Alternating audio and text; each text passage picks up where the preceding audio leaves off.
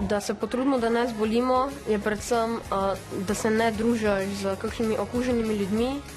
To pomeni, da morajo tudi oni paziti na svoje zdravje in ostane doma, kadar si bolan. Sem bil prehlajen, pa sem rabil priti v šolo, sem se ful izogibal, pač sem se pogovarjal sam na 2-metrski razdalji. Zakašljam ali kiham v rokav ali pa v robček. Robec zavijaš in vržeš v smeti.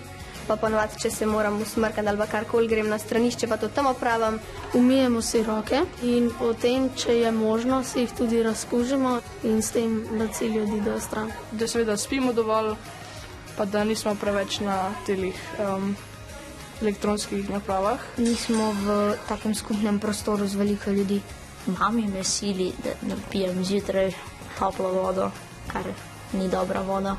Mrzla boljša. Če bi si dal masko gor medtem, ko bi bil prehlajen, se mi zdi, da bi vsi me malo čuden gledali, ampak drugač pa bi bilo nekaterim kar bolj prijetno.